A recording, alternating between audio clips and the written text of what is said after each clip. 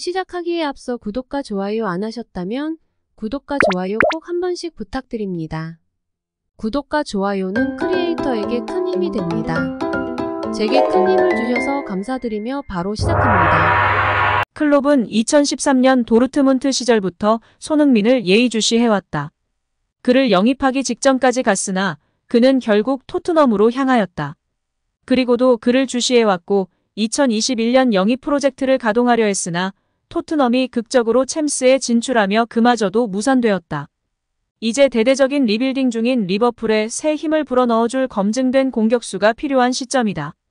5명의 공격수가 있으나 제대로 된 몸값과 값어치를 한 공격수는 살라 이외에 없다. 다시금 리그 우승과 챔스 우승에 도전하려는 리버풀에겐 검증된 월드클래스 공격수 영입이 필수이다. 클롭은 구단 이사회에 2023년 8월까지 토트넘의 손흥민을 영입해 달라고 요청하였다. 현재 아르헨티나의 핵심 멤버 맥알리스터와 걸출한 전천후 미드필더 소보슬러이까지 영입하며 1,591억 원을 사용하였다. 리버풀의 이적 시장은 순조롭게 진행되고 있으며 앞으로도 많은 빅사이닝이 있을 예정이다. 그중 하나도 손흥민이다. 영국 매체 풋볼런던의 보도로 리버풀 팬들의 기대감이 높은 상황입니다. 자세한 소식 풋볼픽과 알아보겠습니다. 데일리 미러는 토트넘 스타 손흥민, 그리고 레알 마드리드 듀오인 주드 벨링엄, 오렐리엥 추아메니 등 리버풀이 최근 수년간 놓친 6명을 살폈다며 리버풀이 잡지 못한 선수들 중 손흥민이 핵심이었을 알렸습니다. 최근 레알에 입단한 벨링엄, 그리고 레알 마드리드 미드필더 추아메니 등을 먼저 소개한 신문은 이어 손흥민 얘기를 끄집어냈습니다. 지난 2015년 가을부터 리버풀 지휘봉을 잡은 위르겐 클롭 감독이 도르트문트에서 일할 때부터 손흥민을 좋아했다는 일화도 곁들였습니다. 클롭 감독은 도르트문트 시절이던 지난 2013년 처음으로 계약을 시도했으나 손흥민이 바이엘 레버쿠젠에 합류했다는 미러는 지난해 카타르 월드컵 앞두고 클롭 감독이 KBS와 진행한 인터뷰를 소개하며 클롭은 은혜 인생에서 가장 큰 실수 중 하나는 손흥민과 계약하지 않은 것이라고 인정했다고 전했습니다. 이어 손흥민은 환상적이고 한국 축구의 상징이며 세계 최고의 공격수 중 한 명이다라는 클롭 감독의 찬사도 빼놓지 않고 소개했습니다. 손흥민과 클롭은 약속이나 한 듯 2015년 프리미어리그로 옮겼는데 팀은 달랐습니다. 손흥민은 토트넘으로 갔고 클롭은 브랜든 로저스의 뒤를 이어 리버풀을 맡았습니다. 또한 리버풀에서 뛰었던 호세 엘리케가 손흥민 영입을 촉구하며 화제가 되고 있습니다. 리버풀의 완벽한 스타일이라며 호평을 아끼지 않았는데요. 영국 매체 HITC는 전 리버풀 스타 엘리케가 손흥민 특징을 말했다. 리버풀이 손흥민을 영입해야 한다고 주장했다. 손흥민이 합류한다면 이상적인 리버풀 공격 스타일이 될 거로 짐작했다고 알렸습니다. 리버풀 수비수 아놀드의 인터뷰도 재조명되고 있는데요. 그는 리버풀이 영입했으면 좋을 것 같은 선수를 묻자 케빈 더 브라이너와 손흥민이다. 손흥민은 정말 뛰어나다. 스피드, 결정력, 침착함을 보유하고 있다고 말하며 크게 화제가 되기도 했습니다. 또한 다시 한번 엘리케는 SNS에 아놀드가 손흥민과 더 브라이너가 리버풀에 필요한 선수라고 말했다. 손흥민은 완벽하게 리버풀에 맞는 선수다.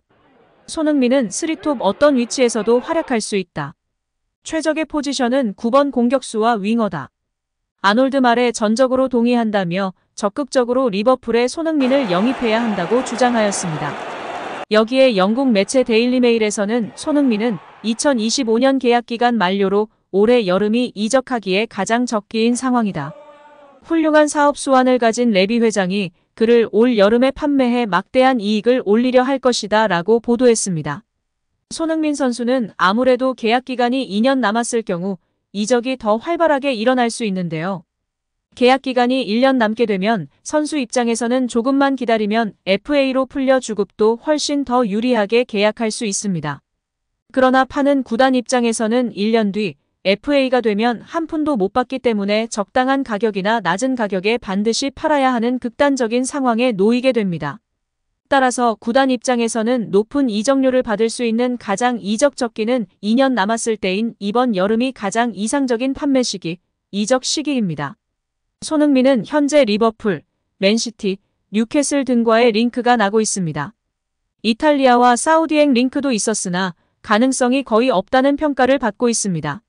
손흥민 선수가 유일하게 첫 시즌에만 두 자릿수 공격 포인트를 기록하지 못하며 적응기를 거쳤고 두 번째 시즌부터 두 자릿수 공격 포인트와 함께 당당히 주전으로 자리매김하며 결국 월드클래스 반열에 올랐습니다.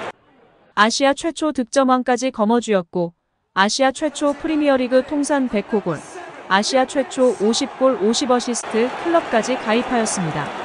데일리메일은 리버풀은 올 시즌 공격진의 뎁을 크게 키우려고 하고 있으며 프리미어리그 및 챔피언스리그에서 검증된 자원 토트넘의 손흥민의 영입을 요청하였다고 보도했습니다.